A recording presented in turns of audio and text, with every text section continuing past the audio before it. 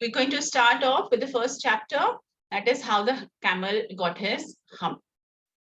And now that you are aware, you've read in your sciences also, you've read so many things about animals, you are aware that yes, the camel, it has a hump. Yes. And we know the purpose for its hump. Yeah. And what is the camel called? Camel is there. Where is the camel generally found? The desert. It's called the ship of the desert. Very good, Pranjali. Very nice. Very good. Very good. Yeah, getting all these answers here. It is the ship of the desert. Why is it the ship of the desert? What is there about the camel that makes it survive the desert for so many days? It's an adaptation because it helps in transportation. And yes, it is the animal that can really walk through the desert for a long, long time, can walk on the hot sand. So what are the things about the camel, do you think, that helps it to survive in the desert? It has the padded feet. Yes, it has the padded feet. There's something about the camel which is there, the hump.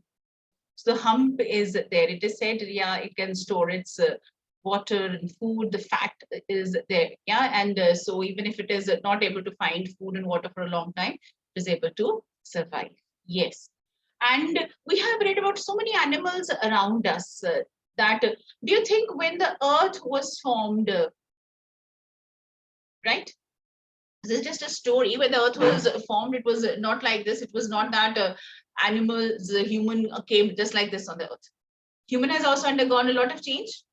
Yes, before we reached our final stage of appearance like this. Yes. So the animals have also changed a lot. Yeah. So animals have also.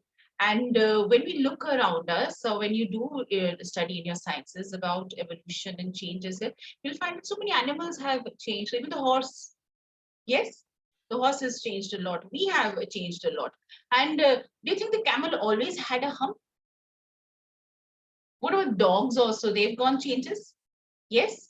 And some changes are there because of the adaptations that they had to make. So the camel has made a lot of adaptations to its surroundings, to the area where it is found. Now, this is definitely an interesting story. And we have otherwise also read many stories about the camel and how, you know, it is always turned out to be not as something very, you know, intelligent, a very smart animal. Yes, it has long lashes. How does the long lashes help the camel? How are they useful? During the dust storms. Okay, so it as like a protection, like a curtain. Is it? Yes. Okay, yes, it stops the sand to come in the eyes, and in the sandy areas, there are definitely a lot of sand storms. So let us find out here. You know, at the beginning of the earth, when the animals were there and human was also there, and how man started controlling animals. Yes, so many animals are there which human needed for his work. He's domesticated those animals so that they can work for him. And yeah. So we're still discussing the beginning of this chapter, probably. We're just doing the introduction part, okay? Right? So today we're going to find out how the camel got his hump. So the hump, the back of the camel, how did he get it? Right? And so this is a very, like you can say, an entertaining story here. Yes, about how it happened. We had read a fable here earlier. We have done a fable. Which one was that? The ant and the cricket? Yes. Now, after reading this story, just let me know that, do you think it is a fable? Is it a fable, or it is just like some mythology that we read, you know, to give us certain explanations? So as when you were young, you know, you listen to your grandparents telling you all these wonderful stories about animals and birds, and how the things changed or why they behave like this, right? Maybe to teach you lessons also, and maybe to learn about so many things about the world around us. Now let's see how the camel got his hump. So we are very curious to know.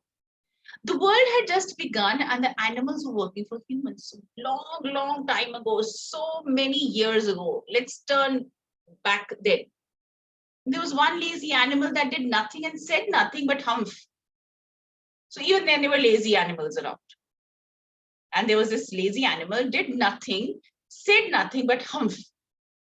So if any animal tried to talk, what was the reply? Humph. Even the clever jinn was at his wit's end. Jinn, genie, where do we find them? Where do we read about jinns and genies? Yes? Where do we read about the jinns and the genies? Aladdin and the magic lamp and the stories here. Yes, so you read about all these magical tales here. And yeah, so you rub a lamp and what comes out? So these magical lamps there. So the genie comes out. Yes, in your storybooks you have read. And what does the genie do? What does the genie do? What does the jinn do? Grants you wishes? Yes, grants you wishes? Yeah. And does that magic fulfills your wishes also? You ask for 3 wishes. Why are only 3 wishes? Why can't the genie grant us more wishes? We'll ask for so many things, right? So here, yes, so the jinn was there in control maybe of all these animals, and he's also wondering that what am I to do of this camel? And he's lost all, what is senses. They're trying to control this animal. This animal is so lazy, not doing anything. You talk to the animal, and the animal just says, humph. What kind of a strange animal is it? Right? So in the beginning, when the world was new and the animals were just beginning to work for man, there was a camel. And he lived in the middle of a howling desert because he did not want to work. Very convenient. I'm living in the desert. No one is going to come over there, right? Let me be far away from all these humans and other animals. He ate sticks and thorns and prickles. And when anybody spoke to him, he said, humph, just humph and no more. So what did the camel eat? Sticks and thorns and prickles, because it's in the desert and over there the cactus that is found and hardly any vegetation is found. So it was living in the desert. Which desert? Howling desert. What does howling mean? What does howling mean? Yes? What does howling mean? Howling means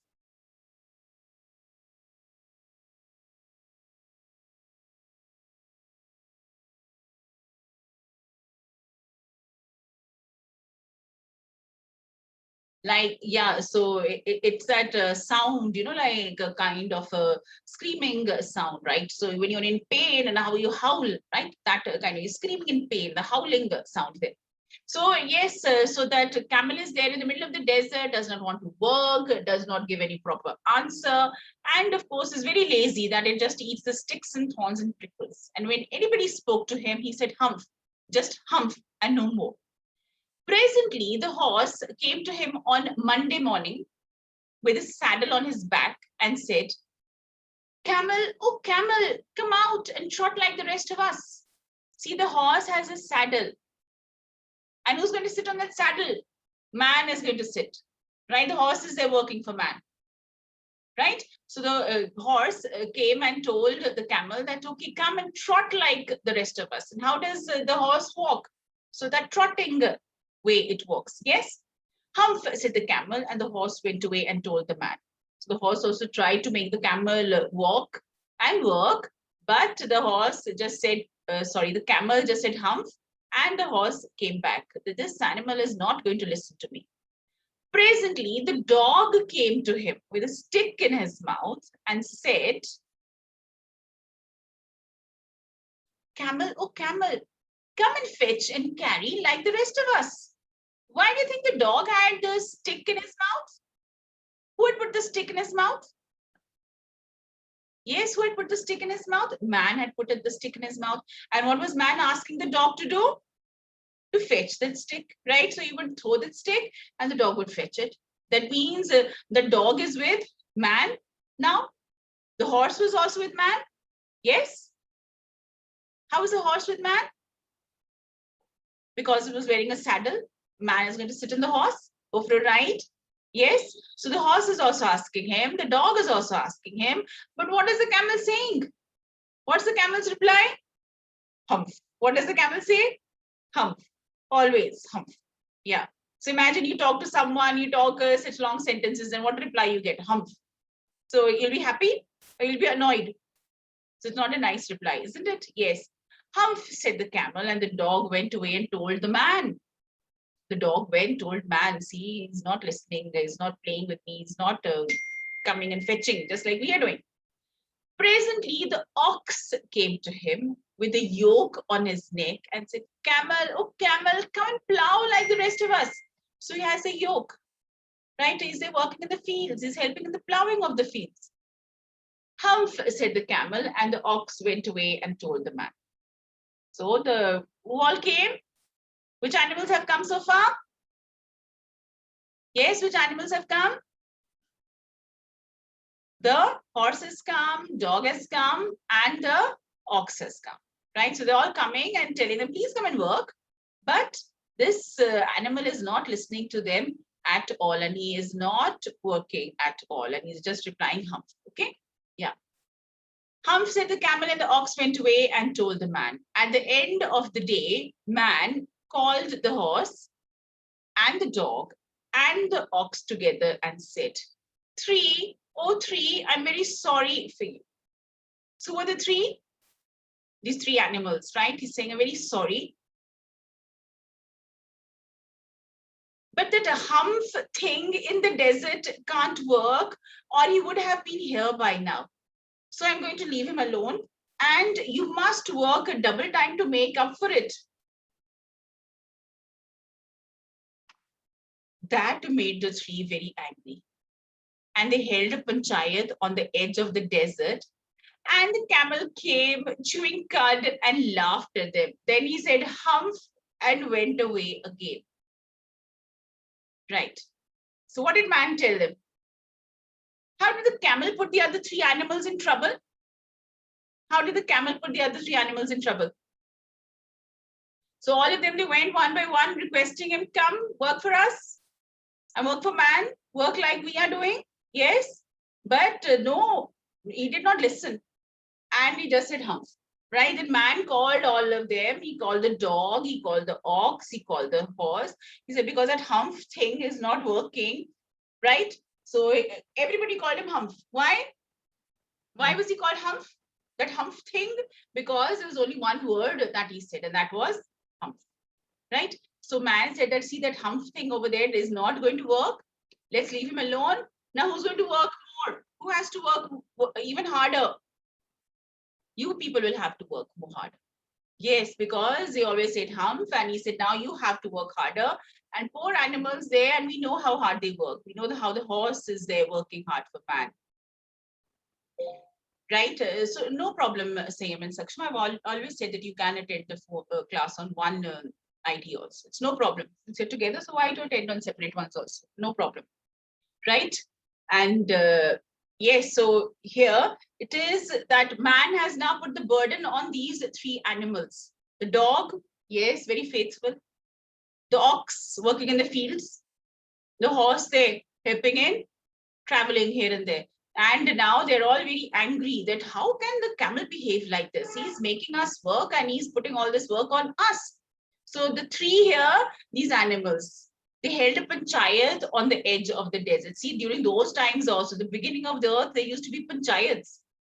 And the camel came chewing cud. We see the, like what the cattle here, how they keep on chewing, right? And so the camel came there, right, chewing cud, and he's just chewing on the whatever he had, all the stones and prickles and stuff. Laughed at them. Then he said humph and went away again. So annoying. Presently, they came along the jinn who was in charge of all deserts, rolling in a cloud of dust. And when you look at the movies here, you see that how the genie comes in this cloud, magically appears, right?